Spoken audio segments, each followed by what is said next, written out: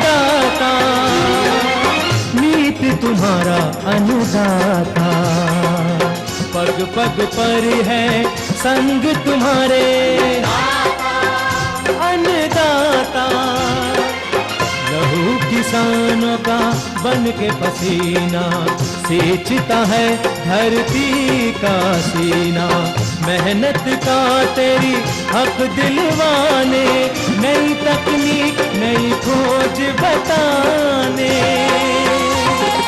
पशुधन को गुणवान बनाना, पौध सुरक्षा को सिखलाना, खेती के सब गुर समझाने, भारत का सरताज बनाने। आठों पहर है संग तुम्हारे अन्नदाता, अन्नदाता। नमस्कार, बहुत स्वागत है आप सभी का अन्नदाता कार्यक्रम में। मैं हूं आपके साथ शालिनी कपूर तिवारी। हर रोज की तरह एक बार फिर से हम कार्यक्रम में लेकर के आए हैं खेती बाड़ी से जुड़ी हुई बहुत सी लाभकारी जानकारियां। तो चलिए सबसे पहले देखते हैं कि क्या है विशेष आज के कार्यक्रम में। आलू, टमाटर और गोभी वर्गीय फसलों में इस समय आने वाली समस्याएं और उसका समाधान। अच्छी पैदावार के लिए मसूर की फसल में किए जाने वाले कार्यों पर जानकारी।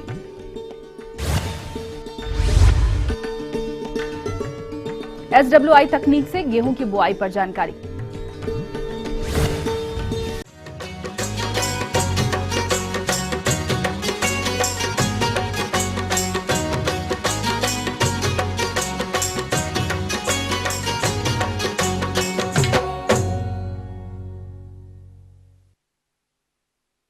जैसा कि इस समय मौसम में काफी बदलाव आया है, ऐसे में जिन किसानों ने आलू, टमाटर या फिर गोभी की फसलें लगा रखी हैं, उनकी फसल में बीमारियों और कीटों का प्रकोप हो सकता है और कुछ किसानों की फसलों में ये समस्याएं देखी भी जा रही हैं। इसीलिए इनका निदान करने के लिए कौन कौन से उपाय अपनाएं, आइए जानते हैं कृषि विज्ञान केंद्र दरियापुर रायबरेली के डॉक्टर शैलेंद्र विक्रम से। किसान भाइयों, जैसा कि आप जानते हैं, टमाटर जो है खेत में लगा हुआ है। टमाटर में आज जो है समस्या ये है कि इसमें झुलसा के जो है आपको लक्षण दिखाई दे रहे होंगे। तो देखने वाली बात यह है कि अगेती झुलसा में कैसे लक्षण आपको दिखाई देंगे, उसको पहचानने के बाद आप जो है उसमें दवा डाल सकते हैं। तो अगेती झुलसा में जो लक्षण होते हैं, प्रमुख लक्षण होते हैं, वो पत्तियों पे गोल गोल जो है धब्बे बनते हैं, वो सूख जाते हैं और ये जो है पूरी पत्तियों पे जो है कई जगह छोटे छोटे धब्बे बन जाते हैं। तो इसके लक्षण अगर आपको पत्तियों पे दिखाई दे तो आप उस अवस्था में जो है कार्बेंडाजिम दवा का भी इस्तेमाल कर सकते हैं, नहीं हो तो मैंकोजेब का दवा का इस्तेमाल कर सकते हैं। 2 ग्राम प्रति लीटर पानी में घोल बनाकर उसका छिड़काव कर सकते हैं। ये छिड़काव आपको 7-7 दिन के अंतराल पे करना पड़ेगा। दूसरी बात जो प्रमुख बात है टमाटर में, वो ये है पछेती झुलसा की।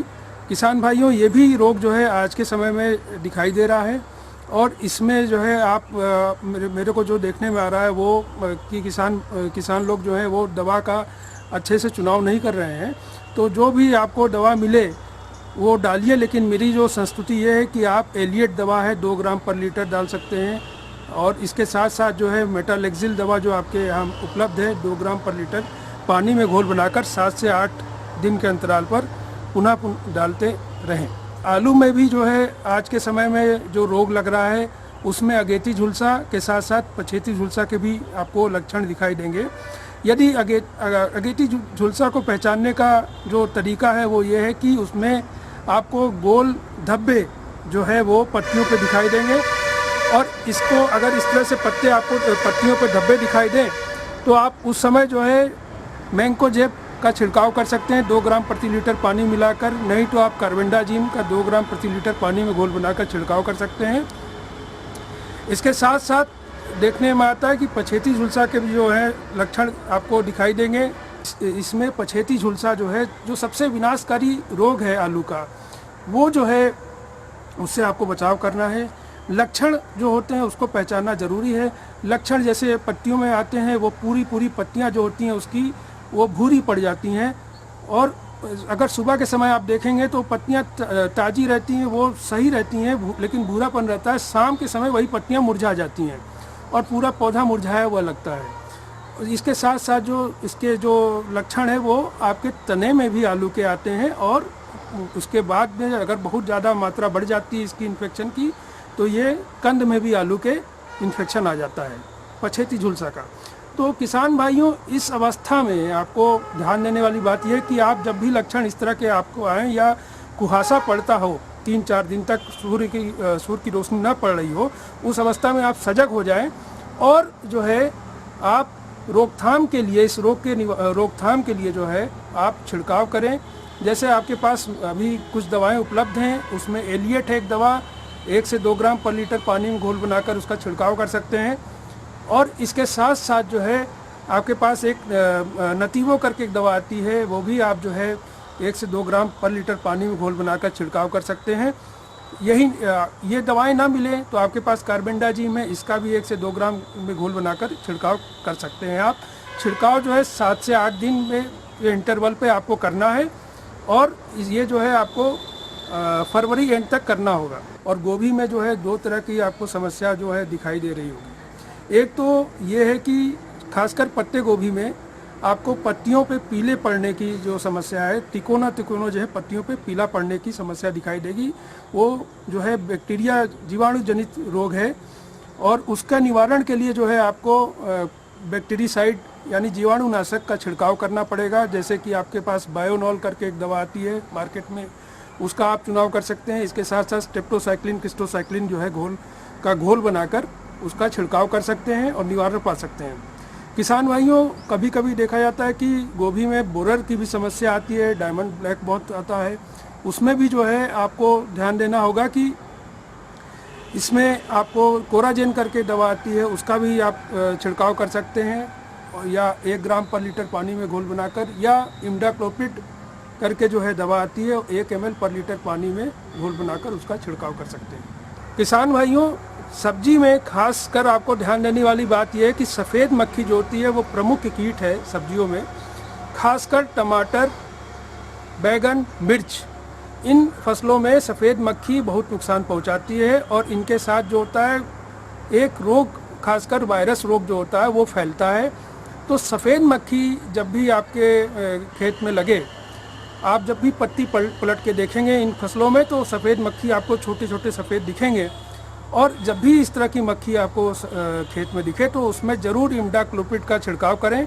आधा ml से 1 ml पर लीटर पानी में घोल बनाकर उसका छिड़काव करना चाहिए, ताकि जो है आपका बाद में जो रोग लगते हैं, इसमें वायरस वाले विषाणु जनित रोग लगते हैं, वो न लगें।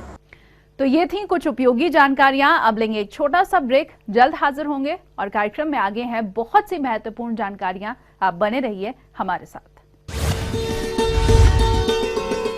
अच्छी पैदावार के लिए मसूर की फसल में किए जाने वाले कार्यों पर जानकारी।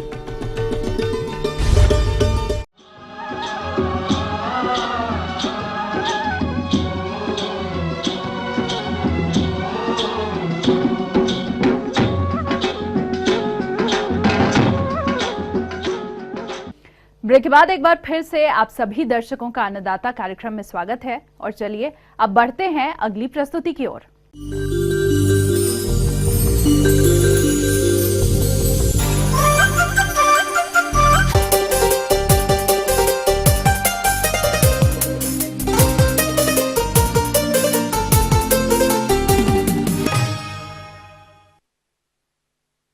अपने प्रदेश के जो किसान भाई मसूर की फसल समय से लगा चुके हैं, उनकी फसल इस समय खेतों में बढ़वार की अवस्था पर है। तो इस फसल से अधिक उपज लेने के लिए खेतों में कौन कौन से प्रबंधन कार्य करना जरूरी है, जानेंगे IIPR कल्याणपुर कानपुर के डॉक्टर जितेंद्र कुमार से। आप जानते हैं किसान भाई कि मसूर जो है एक रबी मौसम की महत्वपूर्ण दलहनीय फसल है, क्योंकि इसमें प्रोटीन की मात्रा अधिक होने के साथ साथ आयरन और जिंक की मात्रा भी बहुत पाई जाती है।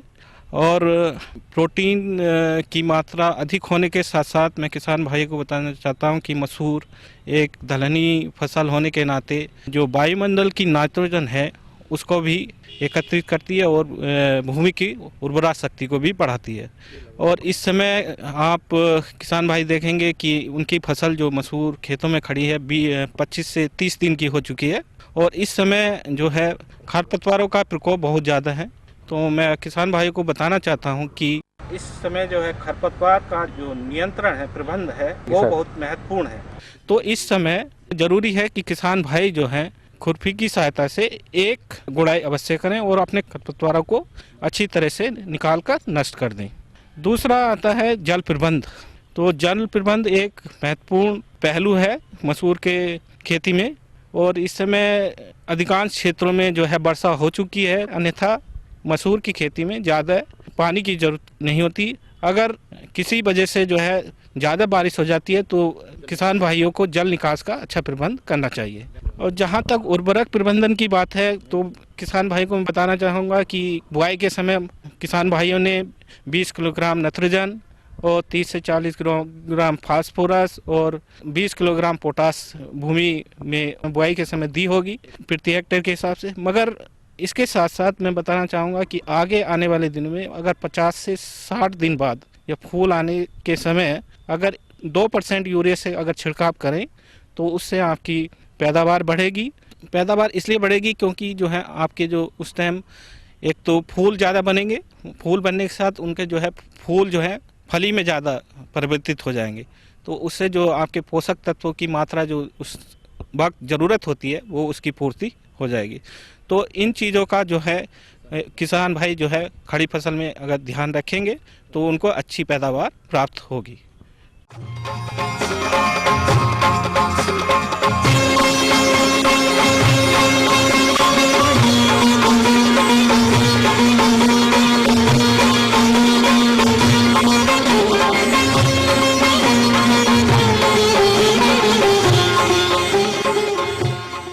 किसान भाइयों, जैसा कि सर्दी का मौसम चल रहा है और ऐसे में दुधारू पशुओं की उचित देखरेख करना बेहद जरूरी होता है, अन्यथा ये पशु ठंड की चपेट में आ जाते हैं और बीमार हो जाते हैं।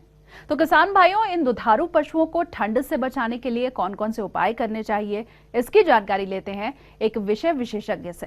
किसान भाइयों को डेयरी की सफलता हेतु मुख्य रूप से सर्दियों में अपने गाय व भैंस की मुख्य रूप से किस प्रकार से देखभाल करनी चाहिए उसके बारे में अपन आज जानकारी लेंगे। किसान की आर्थिक स्थिति सुदृढ़ करने के लिए खेती के साथ पशुपालन का सहारा लेना जरूरी है।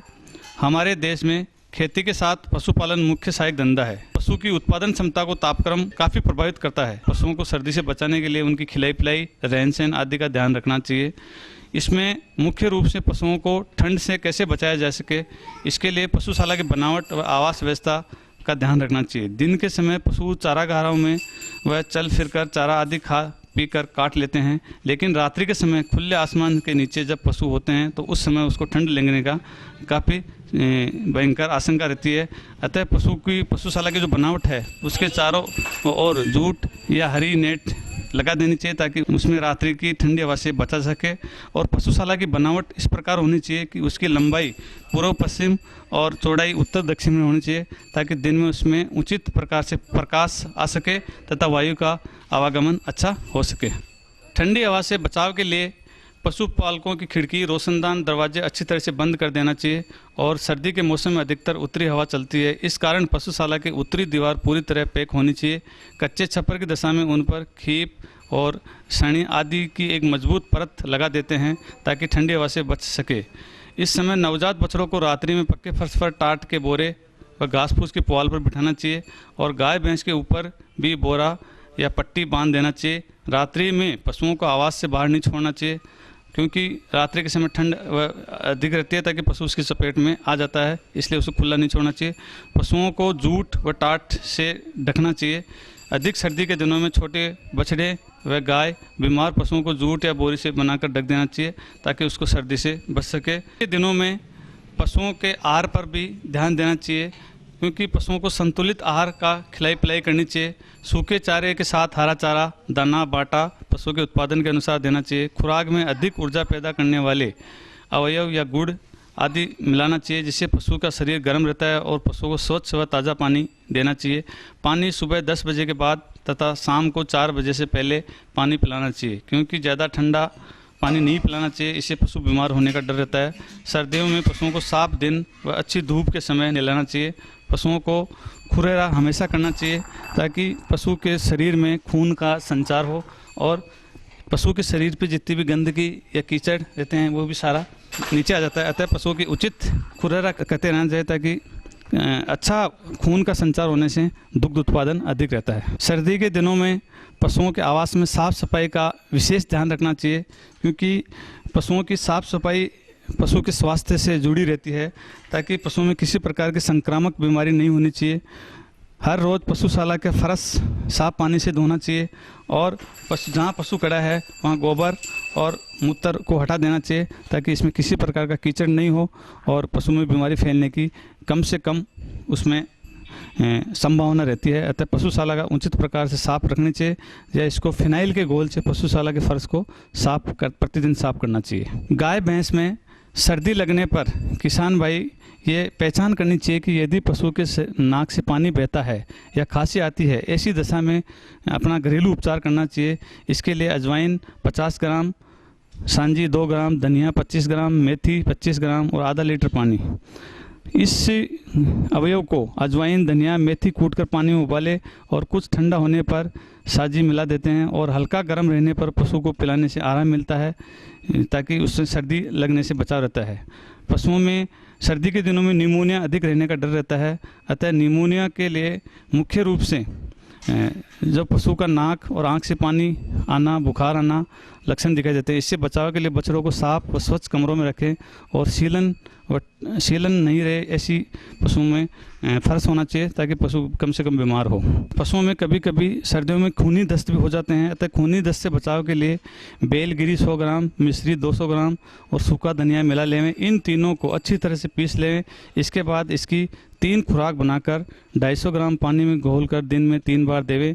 यह प्रक्रिया 2 से 3 दिन तक खिलाएं। पशुओं में अक्सर जब ऋतु चेंज होती है उस समय गैस बनना व आफरा बनने की शिकायत होती है, तो पशु को सांस लेने व बैठने में परेशानी आती है। इसके लिए 20 ग्राम हींग को 300 ग्राम मीठे तेल में मिलाकर तुरंत पिला देवें। इससे पशुओं का आफरा ख़त्म हो जाता है। इसके अलावा 50 ग्राम अजवाइन, 50 ग्राम काला नमक, 500 ग्राम छाछ में मिलाकर देने से शीघ्र आफरे में फ़ायदा रहता है। यह उपचार दिन में 2 बार करें, ताकि पशु से आफरे से निजात पा सकते हैं। सर्दी के दिनों में खांसी व सर्दी आदि जुकाम रहती है, जिससे पशुओं में दुग्ध उत्पादन भी कम हो जाता है। इसके लिए 250 ग्राम अड़ूसा के पत्ते, 100 ग्राम सौंठ, 20 ग्राम काली मिर्च, 50 ग्राम अजवाइन, इन सब को बारीक पीसकर 20 ग्राम पीसी हल्दी व आधा किलो गुड़ के साथ अच्छी तरह मिलाएं। इसके 6 लड्डू बना लें तथा दिन में 3 बार पशुओं को चाटने के लिए देना चाहिए, ताकि सर्दी जुकाम से पशु को बचाया जा सके। अतः किसान भाई, मौसम परिवर्तन के साथ साथ धीरे धीरे गुलाबी सर्दी तेज़ होने लगती है और मनुष्य के साथ साथ पशुओं को भी सुबह शाम की तेज़ सर्दी नुकसानदायक हो सकती है। अतः पशुपालक भाइयों को सलाह दी जाती है कि वे अपने पशुओं को तेज़ सर्दी व उसे बचाव की पूरी व्यवस्था करें, जिसमें पशुधन को ठंड से बचाया जा सके। पशुपालकों को अपने पशुधन के आवास, निवास की व्यवस्था, पानी की व्यवस्था, बैठने की व्यवस्था, उसके खाने के लिए चारे की व्यवस्था से लेकर अन्य उपाय करने चाहिए, जिसमें पशुधन को जाड़े के मौसम में सुरक्षा की जा सकती है। इस प्रकार किसान भाइयों बताई हुई बातों को ध्यान में रखकर अपने पशुधन की सुरक्षा करें, ताकि उससे अधिक दुग्ध उत्पादन लिया जा सके। आगे और भी कुछ रोचक जानकारियां, पर यहाँ पर रुकेंगे एक और ब्रेक के लिए। जल्द हाजिर होंगे। SWI तकनीक से गेहूं की बुआई पर जानकारी।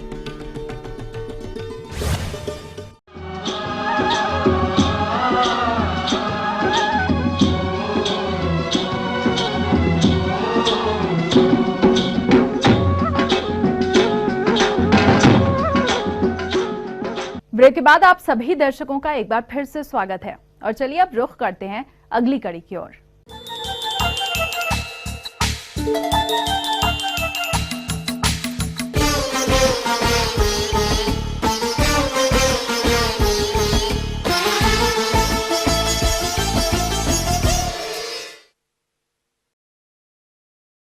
गेहूं की बुआई का कार्य इन दिनों प्रदेश में जोर शोर से चल रहा है, लेकिन किसान भाइयों, अगर आप गेहूं की बुआई SWI पद्धति से करते हैं तो निश्चित ही परंपरागत विधियों की तुलना में आप कम लागत में इस फसल से अच्छा उत्पादन ले सकते हैं।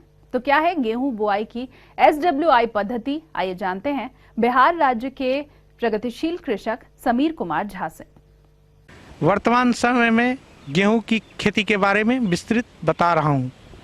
पहला जो दिसंबर माह है और हमारे यहाँ धान की कटाई पूरे दिसंबर माह होती है और दिसंबर माह समय की बचत के लिए हम लोग SWI विधि अपनाते हैं। इससे फ़ायदा क्या है कि समय की बचत होगी और ज़्यादा कल्ले और सघन होने से उत्पादन ज़्यादा होगा। सबसे पहले हम लोग धान जैसे कटता है तो झाल से 2 चास करके छोड़ देते हैं खेत को। झाल से करने से क्या होता है, जितना भी उसमें जंगल उंगल रहता है, धान के जड़ जो रहते हैं वो सब कट के टुकड़े टुकड़े हो जाते हैं, जिससे वो खाद का भी काम करता है। 2 चास करने के बाद हम लोग पाटा दे देते हैं ताकि खेत की नमी नहीं समाप्त हो और 2 दिन छोड़ देते हैं उसको रसने के लिए। उसके बाद फिर कल्टीवेटर से 2 चास करते हैं। कल्टीवेटर से 2 चास करने से क्या होता है कि समूचा खेत जो है समतलीकरण एक बराबर हो जाता है, जिससे कि कहीं ऊंचा और नेमा झाल से जोतने से क्या होता है कहीं ऊंचा और कहीं नेमा हो जाता है, जो कि कल्टीवेटर से बराबर हो जाता है। 4 चास होने के बाद अगर मेरे पास गोबर रहता है तो मैं गोबर देता हूँ 6 से 8 टेलर प्रति एकड़ के हिसाब से। क्योंकि धान हम ले चुके रहते हैं तो खेत में पोषक तत्व की कमी होती है, तो गोबर के साथ साथ DAP 50 kg प्रति एकड़ देना चाहिए, यूरिया 25 kg प्रति एकड़ देना चाहिए और पोटास 25 kg प्रति एकड़ देना चाहिए और सल्फेट भी 25 kg इसलिए देते हैं कि ताकि वो ज़मीन में गर्मी उत्पन्न करे। ये जितना खाद अभी बोले जैसे कि DAP 50 kg वो तो उसी समय दे देना चाहिए, 25 kg यूरिया, 25 kg पोटास और 25 kg सल्फेट वो उसी समय जोत के समय दे देना चाहिए। दूसरी चास में आप DAP डाल दें और फाइनल चास में यूरिया, पोटास और सल्फेट को डाल दें। खेत की तैयारी के बाद आप गेहूं के बीज रिसर्च वैरायटी का बीज ले लीजिए। अभी तो मौसम बहुत ठंड होने लगा है, इसलिए जिबरेलिक एसिड जो होता है वो हम डालते हैं 2 ml प्रति लीटर। उपचारित करना चाहिए जिससे कि गेहूं में अंकुरन क्षमता बढ़ जाता है।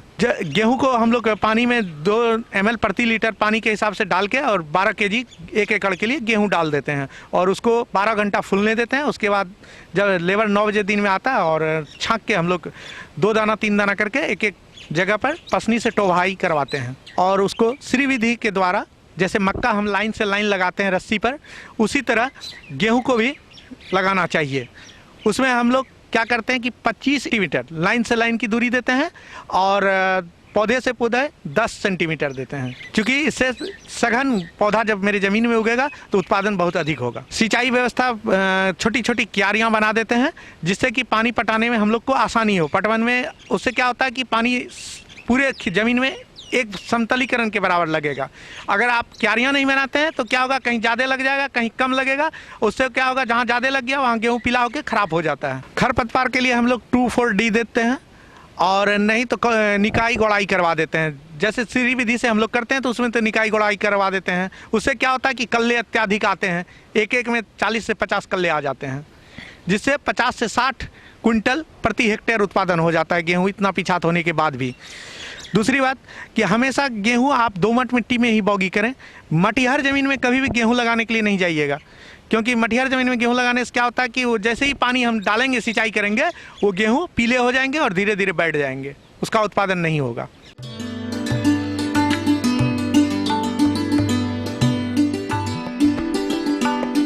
अन्नदाता हेल्पलाइन निशुल्क फोन संपर्क सेवा के माध्यम से आपके द्वारा पूछी गई समस्याओं में से एक या फिर 2 महत्वपूर्ण समस्याओं को हम अपने कार्यक्रम में शामिल करते हैं और इसी के तहत आज की चयनित समस्या और उसका जवाब इस प्रकार है। अन्नदाता निशुल्क फोन संपर्क सेवा के माध्यम से पूछे गए प्रश्नों में से आज हमने जिस प्रश्न को कार्यक्रम में शामिल किया है उसे पूछा है ग्राम पीपरीपुरा, जिला इटावा के कृषक प्रदीप कुमार ने। यह बकरी की बर्बरी नस्ल के बारे में संपूर्ण जानकारी चाहते हैं। तो प्रदीप कुमार जी, आपकी जानकारी हेतु प्रस्तुत है कार्यक्रम का यह अंश। जैसे आप देख सकते हैं कि बर्बरी एक मध्यम आकार की द्विकाजी नस्ल है, यानी ये दूध और मांस के लिए विख्यात है। इसका जो है उद्भव और विकास इस नस्ल का आगरा, मथुरा, एटा, अलीगढ़ जो उत्तर प्रदेश के पश्चिमी जिले हैं यहाँ पे हुआ है।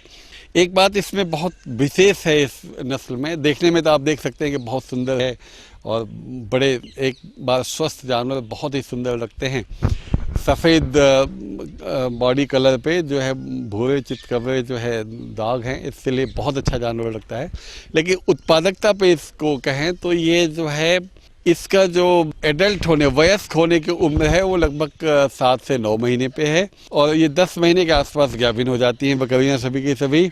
एक बार में लगभग 50 से ज़्यादा प्रतिशत, कभी कभी 50 से 60% के बीच में 2 बच्चे देते हैं और 45 से 50% केस में 1 बच्चा देती है। और कुछ 35 से 50% बकरियां अच्छी उत्तम प्रबंध की दशा में जो बर्बरी है साल में 2 बार बच्चे दे देती हैं। तो कहने का मतलब है कि 12 से 14 महीने के अंतराल पे बर्बरी नस्ल की बकरियां 2 बार, कुछ 50 से 60% बकरियां 2 बार बच्चे दे देती हैं। तो इस तरीके से अगर आप 100 बकरियां पालते हैं, मादा वयस्क बकरियां पालते हैं, तो आपको एक साल में 200 से लेकर के 230-40 बच्चे बड़े आराम से मिल सकते हैं। बकरियां लगभग 115 से लेकर के 130 दिन तक दूध देती हैं और इस दुग्ध काल में लगभग 85 से 100 लीटर तक का दूध दे देती हैं।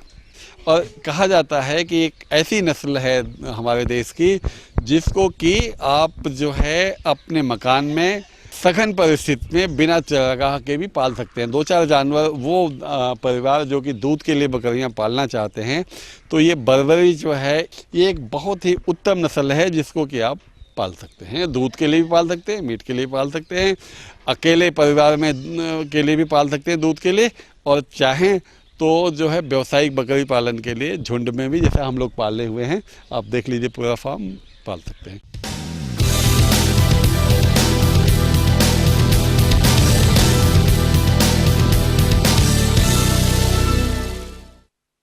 राज्य की विभिन्न मंडियों में कृषि उत्पादों के चढ़ते उतरते बाजार भाव की संक्षिप्त जानकारी इस प्रकार है।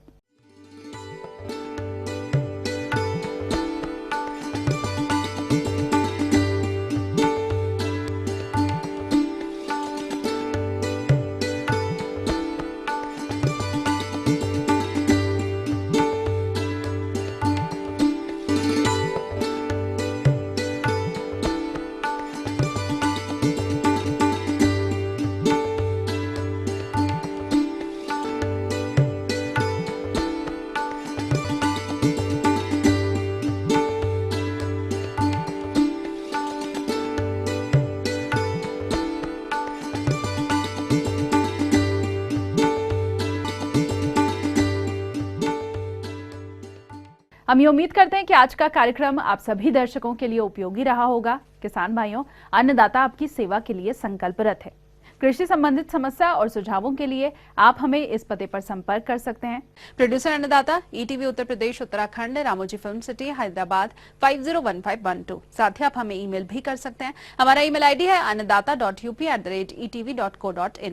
इसके अलावा आप हमें निःशुल्क हेल्पलाइन नंबर 180010845999 पर सोमवार से शनिवार सुबह 10 से शाम 4 बजे के बीच संपर्क कर सकते हैं। और आइए अब देखते हैं कल दिखाए जाने वाले कार्यक्रम की मुख्य झलकियां। प्याज की फसल में लगने वाले कीट बीमारियों का नियंत्रण उपाय।